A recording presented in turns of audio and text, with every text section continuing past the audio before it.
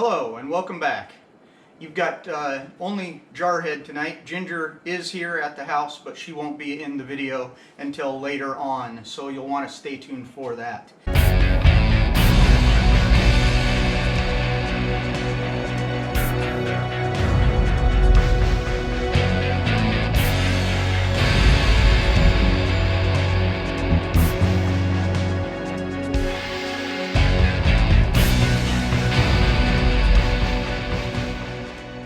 If this is your first time to the channel, welcome. We normally do RV type related videos. We currently don't have our RV. We're getting ready to retire in August, move back to the States from Okinawa, Japan, and start our full-time RV adventure from there. So that's where our channel is. If that's something that you think you might like, please go ahead. And we're running a 2-for-1 special. If you hit the subscribe button, it's not going to cost you anything today. So go ahead and hit the subscribe button, and you'll be notified if you hit the bell of the other upcoming videos that we'll have. So today I'm doing brisket. I'm going to smoke briskets. So the way I do it, when I get a brisket and I'm taking it out of the package, I cut it you don't want to just rip it open. I cut it so I can reuse the bag. So I'll cut it out of the bag, I'll trim the fat down to about 1/4 inch or so, and then I use, the only thing I put on my brisket is salt. We use Redmond's real salt, and I salt all sides of it really well. In fact, I took our salt shaker, this one right here, and for both of these briskets, it was about that full, and now it's down to there. So about a 3/4 of an inch to an inch worth of salt out of the shaker for both of these briskets. So what I've done now is, or after I salt them, I put them back into the bag, and they come in a little bags like this from the store. So I'll put them back inside the bag, and then I'll throw them in the refrigerator and let them sit for at least 6 hours. I did these ones last night, so we're well over 12 hours on these that they've been salted and in the freezer, or the refrigerator, sorry. So after they sit, now I pull them out so they'll get up to room temperature, or fairly close to it anyway. I'll be starting the grill or the Traeger in a little less than 2 hours, getting it up to temperature, and then I'll be back and I'll show you guys how that looks, and when we get it onto the Traeger, and how we actually put it in there and get it set up for the smoke overnight. We'll smoke it overnight, and then tomorrow morning when we wake up, we'll be checking the temperatures. When we get the temperatures right, we foil them up, put them back in, and you guys will get to see all of that. So you want to stay tuned till the end, because we're going to show you guys once it's all done. We'll open up the foil packs, and we'll do some cutting on it, and at that point you'll really want to have smell-o-vision. So hopefully they make that between now and tomorrow. Okay guys, through the magic of YouTube, it's now 2 hours later.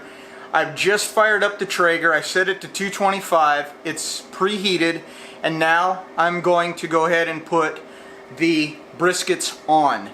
Once I get the briskets on, I'll go around and I'll zoom in on the briskets so you can see how it starts. And then later on, tomorrow morning actually, our time, I'll show you how it looks when it's getting ready to come off of the Traeger, okay?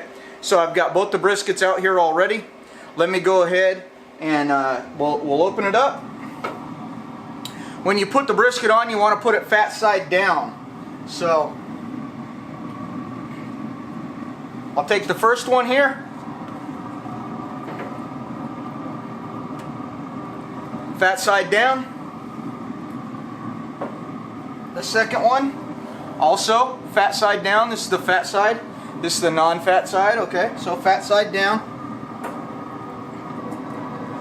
Okay, and this is the last step before you close it up. You're going to go ahead and get your probe. This is something that Traeger does that's really cool. The probe plugs right into the Traeger itself. You put the probe into the meat, and you can monitor the temperature of your meat from outside your Traeger. So I'll go ahead and plug that in. You feed it through the side. You feed the probe through the side of your Traeger. I know you guys can't see that, but I'll show you in a second. And then you just poke this probe right into the brisket itself.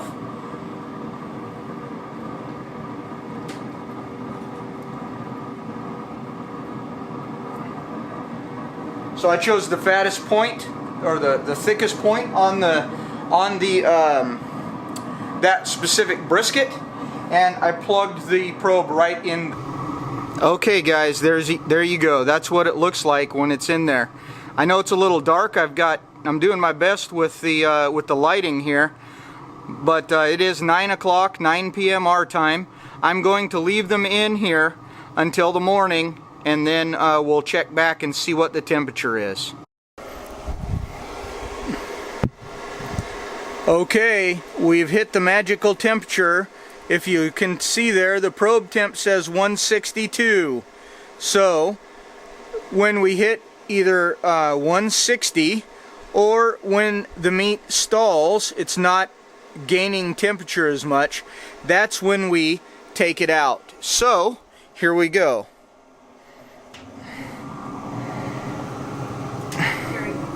That's what it looks like at 160. So we'll go ahead and take it out of there, and we'll show the wrapping it up process.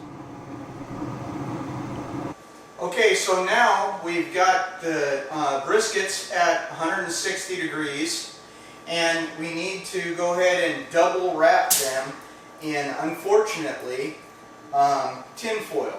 So what I've done is I've taken 2 pieces of tin foil and I've folded them together here and made a seam. I'm going to put 1 brisket in there, fold them up. Also, what I'm going to add to this is a little bit of bone broth that Allison makes, and also some butter. I add about maybe a 1/4 stick of butter to each brisket, just to add some fat and some more moisture to the briskets as we go. So we'll show you that process, and then we'll get them back on the grill after we turn it up. It's got to go up from 225 to 250. So the first thing we're going to do is we're going to take one of the aluminum foil packages that I have, and we're going to put a brisket in there. All right. About like that. I've got this butter here that I've already cut up into small chunks, so I'm going to go ahead and put the pieces on top.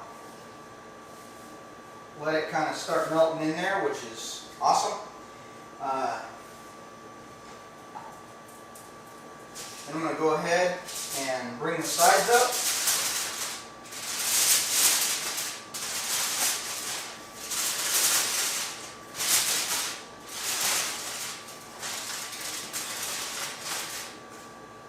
And then this is, pour it out there a little bit, but this is Allison's bone broth. I'm going to put about a 1/2 cup or so of this in there with the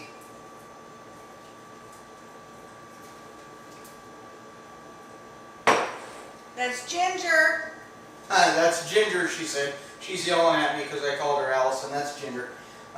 So put about a 1/2 cup in there with the brisket, and now I'm just going to fold it together, trying to make it as sealed as possible, and then I'm going to add another layer to it here shortly. Okay, now they're both ready to go. I've already turned the Traeger up to 250, so it's a little hotter now after we have covered them in a double aluminum foil layer. So we'll go ahead back over to the Traeger. We're going to put them on, and then we're going to cook them to about anywhere from 195 to about 204 degrees. And then we want to pull them off, and we'll get them into the cooler for at least a 1 hour to 2 hour rest period. All right, so we've got them, both of the briskets, they're wrapped up and ready to go. The Traeger's back at, or up to the 250 temp. We're just going to put them on there just like we had them before.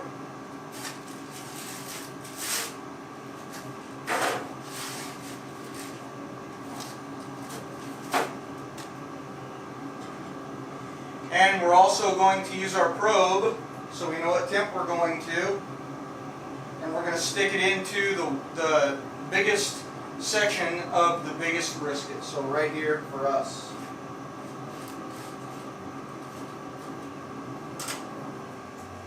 Close the lid. And like I said, we're going to let it go to about 195, somewhere between 195 and 204 degrees on the temperature. So it shouldn't be more than a few more hours. However, this one has been a lot quicker than the last ones. It's only 5 hours into the smoke and we're already at 160. The last time we did this, we let it smoke overnight and it wasn't quite there yet. So, looks like it may be a longer night than expected for me tonight. Alright guys, the briskets got done pretty early in the morning. I came up at 6 o'clock to check on them, and they were already at 214.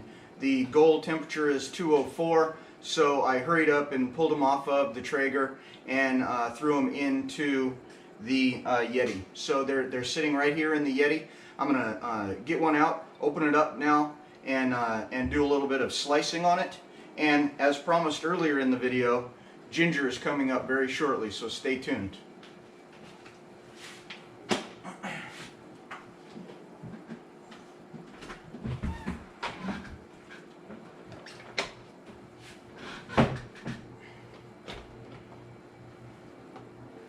So normally you'll want to rest these in an ice chest of some sort for an hour or two. These have been resting now for about 4 hours, or a little over 4 hours. So kind of anxious to see what this one looks like. So here we go. I'll go ahead and open up the packaging.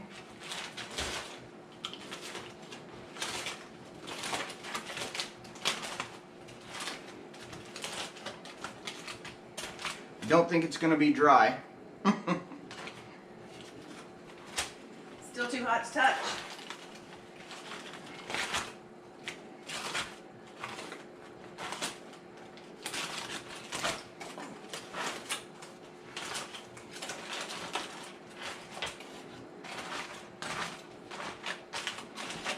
Whew. I guess they haven't made smell-o-vision yet, but ooh, I wish you guys could smell it. It smells really good. So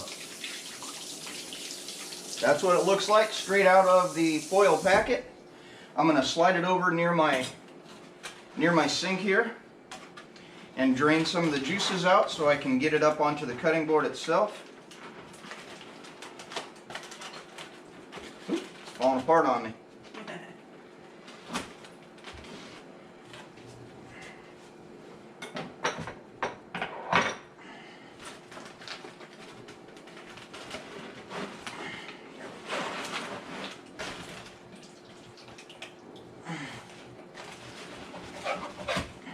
Go.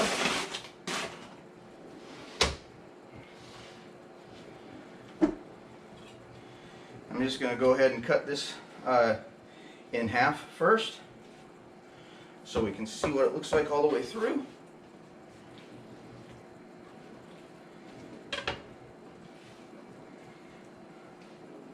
And there it is. Alright, ooh, it's hot. So when you're cutting brisket, you want to cut across the grain, and I like to make them about a 1/4 inch thick or so. So here we go. It's definitely not dry, very juicy, easy to cut, and still pretty hot after the 4 hours. So here we go. You want to come in? Hi, everybody. Give me some of that brisket. Oh, it's still hot. Ooh. Mmm. Mmm. That's really good. Very smoky.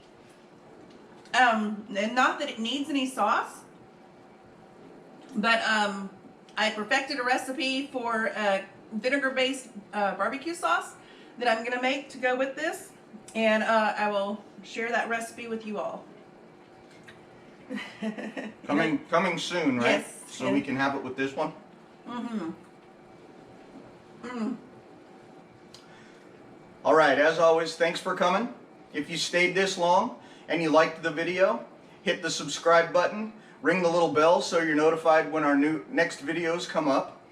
And join us next time on Jarhead and Ginger's Journey. Bye. Bye.